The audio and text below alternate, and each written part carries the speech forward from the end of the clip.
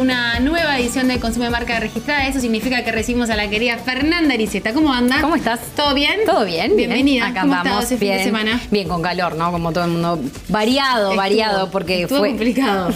Ayer estuvo complicado, sí. Todo el mundo estaba como abajo de un ventilador.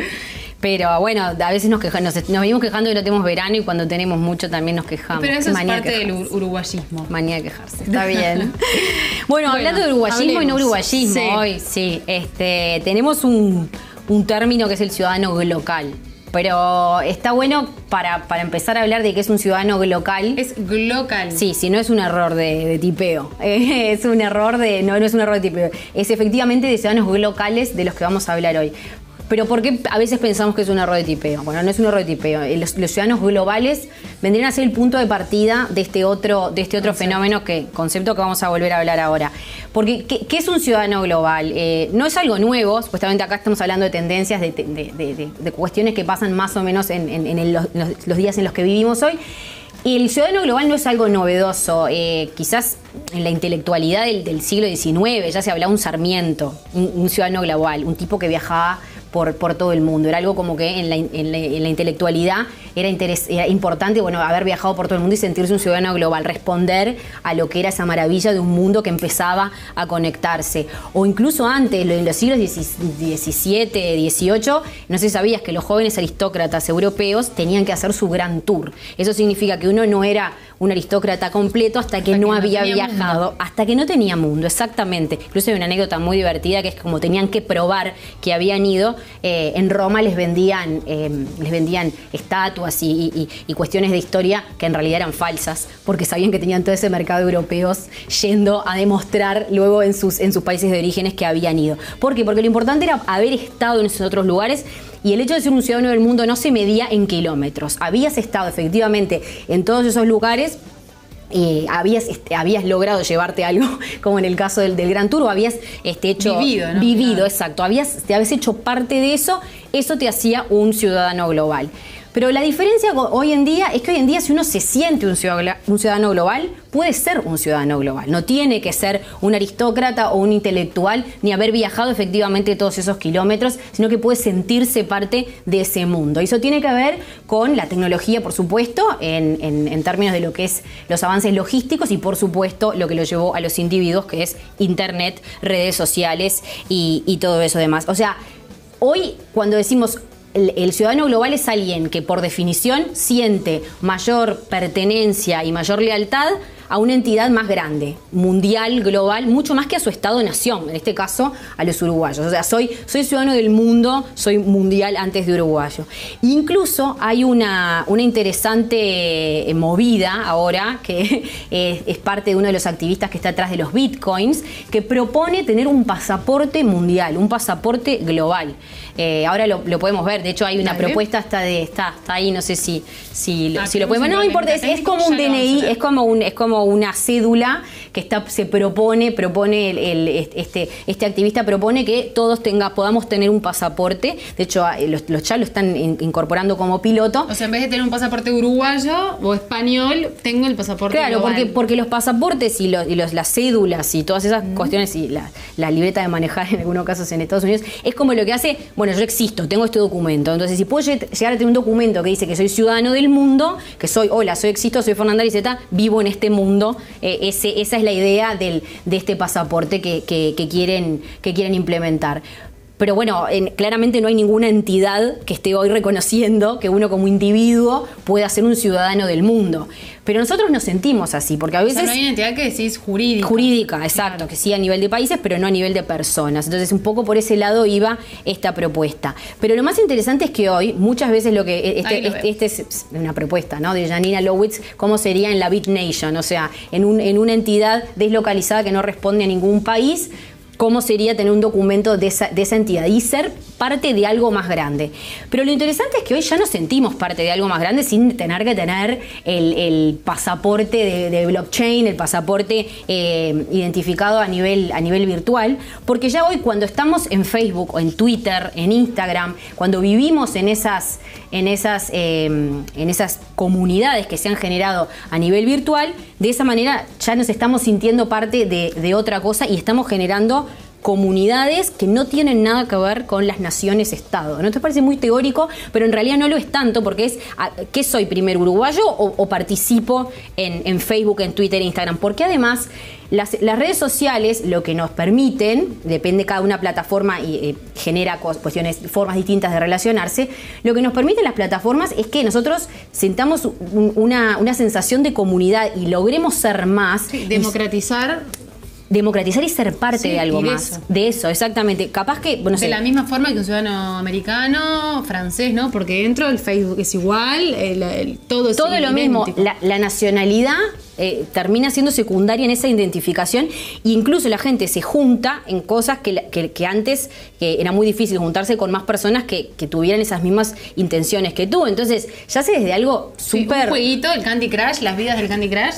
Desde un juego hasta intereses, por ejemplo, no sé, ¿te gusta la fotografía? Bueno, a todas las personas que les gustan la fotografía en el mundo siguen a las mismas cuentas de Twitter, postean las mismas cosas en Instagram, ya sea de algo súper pequeño. El otro día hablaba justamente de algo súper lúdico y chiquito. Bueno, una amiga que le gusta el arte en las uñas. Bueno, pero somos muchos los que nos interesa el arte en las uñas, porque claramente ella forma parte de una entidad enorme en el mundo que sigue las mismas cuentas y que le interesa eso, algo tan lúdico, tan pequeño, tan chiquito como eso, sí, y ni que hablar de los temas políticos, de los movimientos que se han generado a partir de ahí. Entonces, esa mentalidad de consumidor global nos ha llevado a sentirnos parte de algo más, a pensar en que todo el mundo es un mismo lugar, y eso nos lleva a tener estándares globales.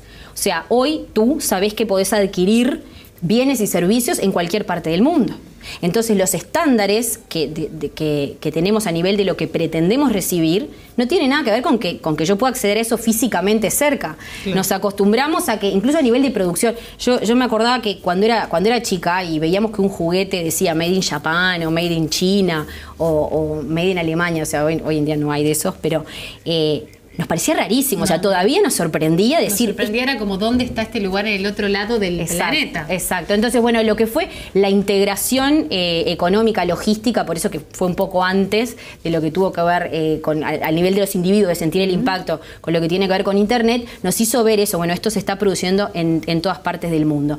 Pero el tema es, cuando empezamos a ser parte de todo eso tan grande, ¿qué pasa con lo que tenemos a la mano? ¿Dejamos de verlo? ¿Qué pasa? O sea, estoy mirando tanto Internet, tanto estoy viviendo en ese mundo. Hacia el mundo. ¿Qué pasa con lo que tengo al lado? ¿Qué pasa? No importa. Empieza a pasar que cuando eso empieza a desaparecer o empieza a ser, cuestionado por esos movimientos tan globales que se pasan por arriba, digamos, de pequeñas entidades locales, la gente se empieza a preocupar. Entonces empieza a resurgir la necesidad de valorar lo más pequeño, lo que está cerca de nosotros y eso que hace la diferencia en nuestras pequeñas comunidades. Un ejemplo muy interesante, que lo vamos a ver ahora, es una campaña que en 2013 hizo furor, ganó en muchos festivales, pero además realmente tuvo un impacto muy fuerte, que se llamó Small Business Saturday y que fue generada por American Express. Vamos a verla y ahora comentamos un poco lo que significa.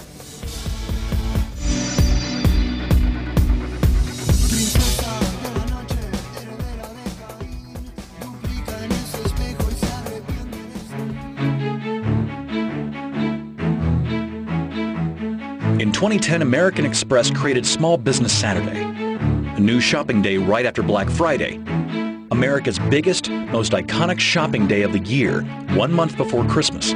Small Business Saturday was designed to help small businesses get what they needed most in the struggling U.S. economy, customers. But for 2011, the goal was clear, to cement its place as an official shopping day during the holiday season. American Express couldn't do that single-handedly, so they rallied business owners, consumers, and public officials to help. First, they gave small business owners a toolkit to carry the day. American Express armed them with everything they'd need, from a Shop Small badge, to posters, to social marketing tools. This digital kit featured a YouTube video maker for businesses to make their own ads, a Facebook page builder, and a way to launch online Shop Small deals through Foursquare. Over 500,000 owners took advantage. Next, American Express reached out to get public officials on board. Communities and states from coast to coast declared their support. Even the United States Senate stepped up and passed a resolution declaring Small Business Saturday an official day unanimously. Finally, American Express rallied millions of shoppers to join the movement by finding local businesses and pledging to make one small purchase. I pledge to shop small at Big Top Candy Shop. Allen's Boots. At Juno Baby Store. Make the pledge to shop small. Please! Shop small on Small Business Saturday. So how big was it? 20% increase. Our sales were up about 30%. 166% increase from last year. In the end, it became a top 10 trending topic on Twitter. The second annual Small Business Saturday reached 2.7 million likes on Facebook, more than double the first year. Most importantly, 103 million Americans shopped small, from California to Washington, D.C. This is Small Business Saturday, so we're out here supporting small businesses. In just over a year, Small Business Saturday went from a day that didn't exist to a permanent fixture on the holiday shopping calendar. See you next year.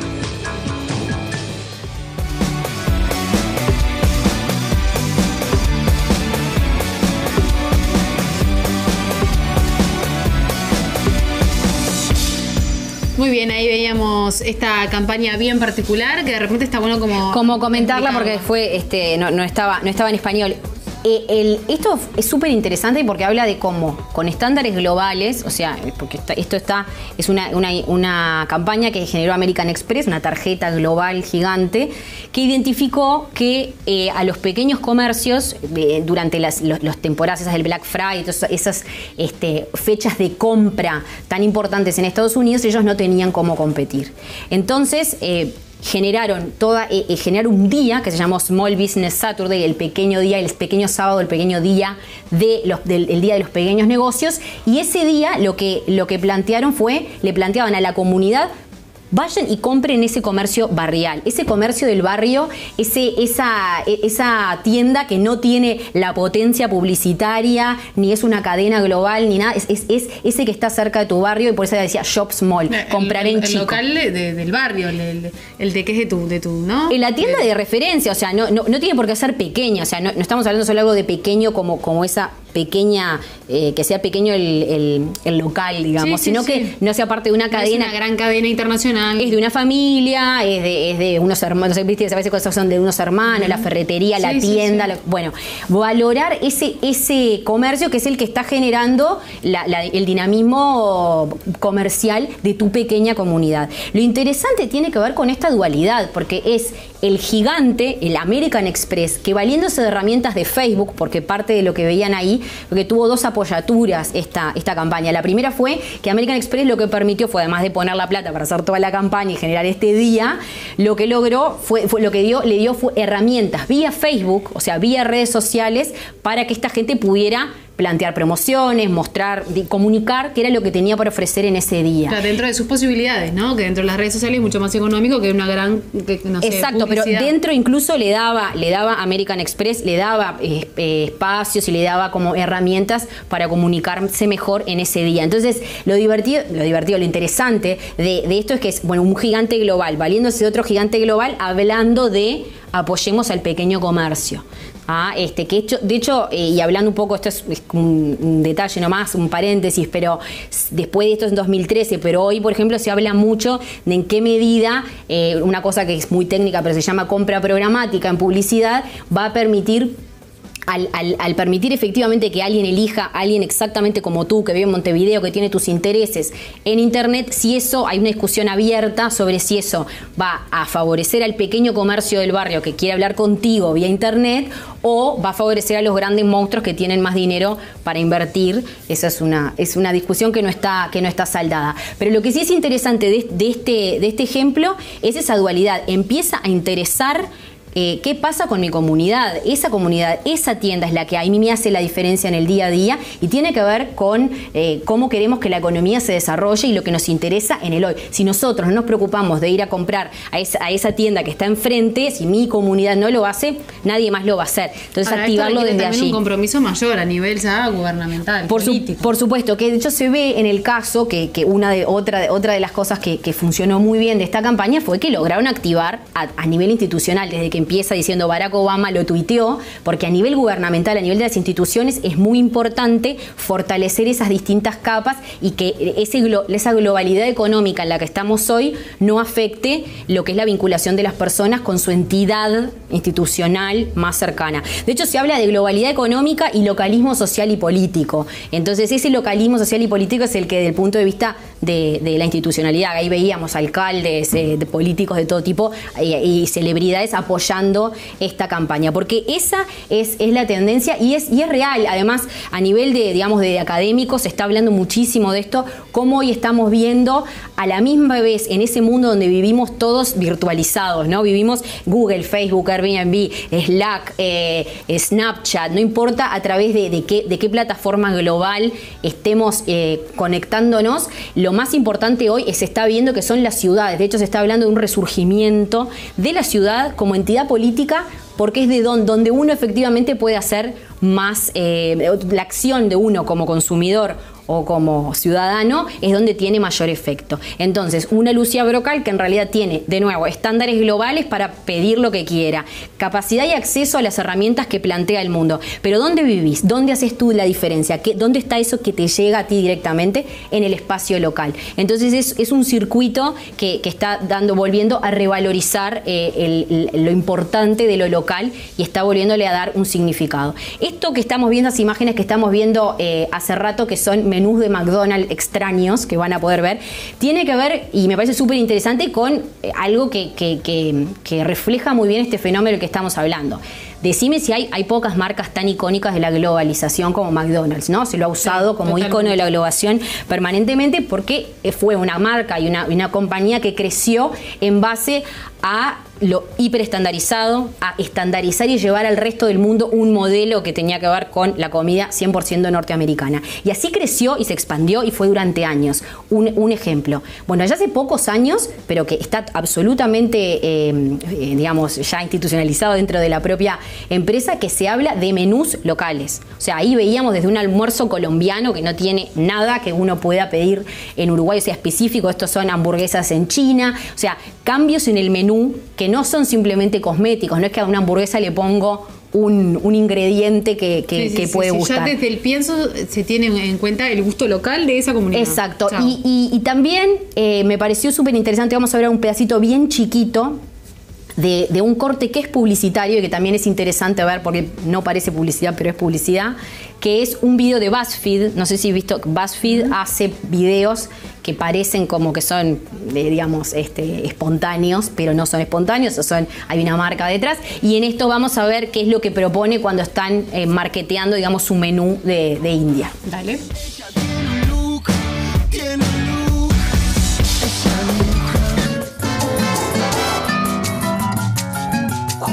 This is the Chicken Maharaja. I guess it's like their Big Mac? Must be. There's a lot of bun here.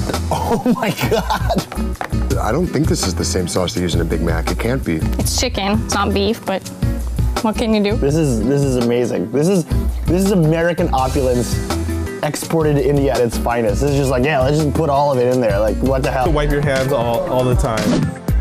It looks like fish, but I think it's chicken. Hold on. Oh.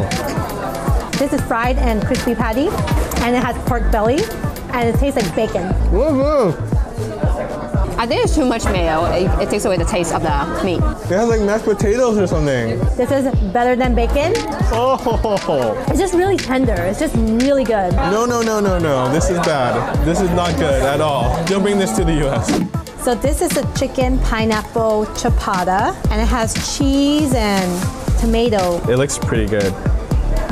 This is really good. Wow, it tastes very Asian. It tastes like soy sauce. This isn't as hard as American ciabatta. This tastes really healthy. So it tastes like a Vietnamese sandwich with Chinese barbecue pork. I would eat it. I think this is a A+. Because this is from McDonald's, you would think that it's a bit watered down, but it tastes really authentic. Oh my goodness. It's really good. It tastes so creamy, like condensed milk. It's really foamy. Dang, it tastes like stuff at an actual boba shop. It's not diluted or watered down. If I were to freeze this would be like a green. Eso. Las caras de sorpresa. Las caras de sorpresa. No, es una nota aparte merece este formato publicitario que se puso de moda, que fue a partir de una acción, que es, bueno, en este caso McDonald's quería mostrar cómo estaba teniendo menús específicos en todo el mundo. Entonces ponen americanos a probar y bueno, esta parte más espontánea, más del código que hoy se trabaja en internet, de decir, ay, no, digo que no me gusta, no traigas esto a los Estados Unidos. Pero ¿qué es lo que estamos mostrando ahí? Y de estos hay un montón que específicamente están yendo al gusto local y que tú puedes ir a un McDonald's, lugar estandarizado, global, de estándares globales, sí los hay, y pedir algo que tiene que ver con lo que le gusta, ¿viste? En un momento decía, esto es muy asiático, esto tiene espuma, esto a nosotros no nos gusta, pero es esa tensión precisamente, la de decir, desde en un lugar tan grande y tan global como McDonald's, nos importa cuáles son los gustos particulares y cuáles son los gustos locales, y los estamos escuchando. Y no, yo te decía dualidad. A veces, si uno trata de explicar el concepto de lo local, lo global más lo local, está este nuevo concepto que aúna estas dos cosas que venimos hablando. El ciudadano local hoy existe, es ese que busca un McDonald's porque tiene esos estándares, o le gustan las marcas internacionales, o tiene un American Express, pero compra pequeño, quiere que la hamburguesa tenga los ingredientes que le gusta, o incluso hacerse un almuerzo colombiano bien tradicional y le parece bien que sea en un McDonald's. Hoy estamos hablando de que esas éticas, digamos, conviven.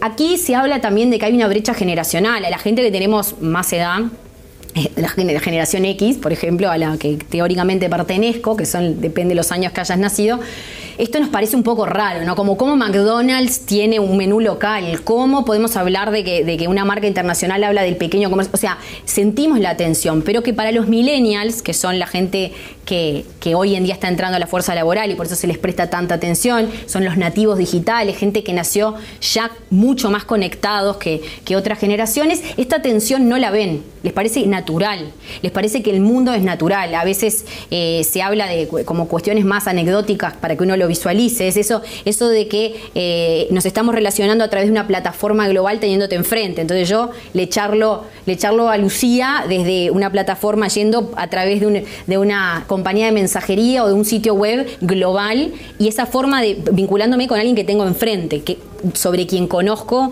especialmente tengo otro vínculo y quiero construir otro vínculo. Entonces, esa tensión, otras generaciones la ven como más difícil, y por eso el pensar en entidades supranacionales y cuestiones. Bueno, ahora se habla mucho de Uber, y Uber va en esa tendencia también conceptual de qué es lo transnacional, qué es lo macro, qué es lo global, y dónde está la importancia de lo local y de lo que a mí me afecta más en forma directa. Entonces, bueno, ahí creo que cuando uno generaliza a nivel de grupos, habrá millennials que les sorprenderá y otros que lo entenderán más naturalizado. Pero sí, generalizando, hay como una forma de ver el mundo como un lugar mucho más abierto, desde donde yo me relaciono en lo cercano, que para nosotros, los mayores, puede ser un poco más un quiebre.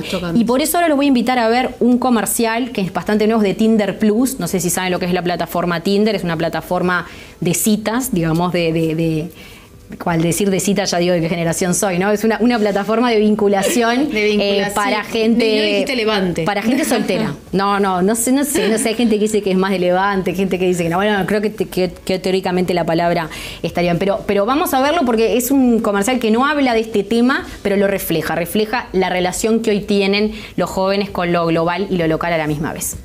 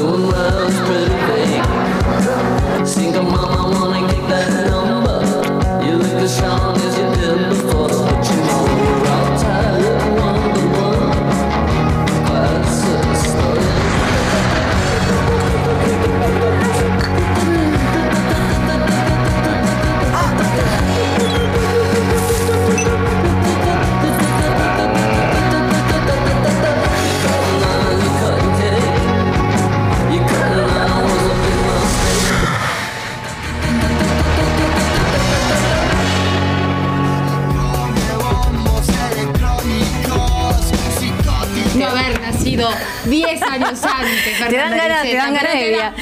dan ganas de viajar. Bueno, si bien el comercial es de otra cosa, claramente, para mí no me pareció interesante mostrarlo porque permea esa cuestión de lo local, ¿no?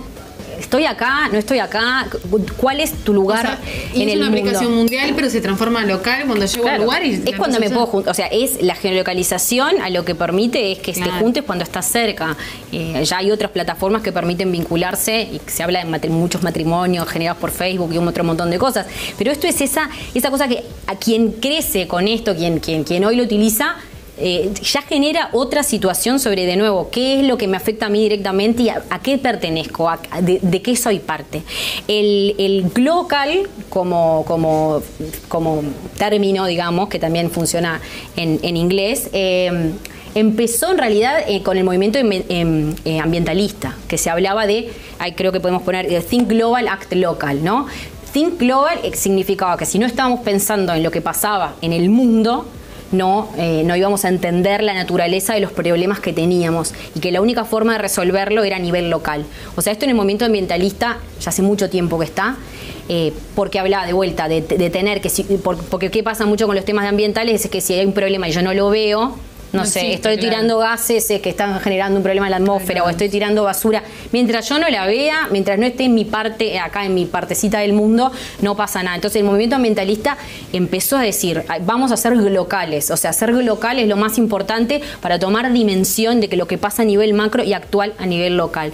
Creo que lo que es interesante de esto es que, si bien es una ética que de nuevo viene de los movimientos ambientales y sociales, que habla de ser conscientes, aprovechar lo que la globalidad nos da, de darnos cuenta de lo que pasan, las cosas que pasan, y de, bueno, también de tener acceso a los estándares, a ser capaces de soñar con tenerlo mejor, con las mejores formas de producir, de generar, de consumir, de ser, pensarlo así, pero también pensar qué es lo que yo puedo hacer inmediatamente. Y por eso, de nuevo, el resurgimiento de las ciudades como lugares donde cada vez se les da más poder a las ciudades y por lo tanto a los individuos, para que efectivamente logren las cosas que quieren lograr, actuando, haciendo lo que uno puede hacer a nivel material, y ver a lo global y todas las plataformas como una forma de profundizar esa transformación, pero entender que todo empieza de más cerca. Entonces, ese ciudadano, ese consumidor local está para quedarse. Hay éticas, como hablamos la otra vez, los ambientalistas, los bobos, o sea,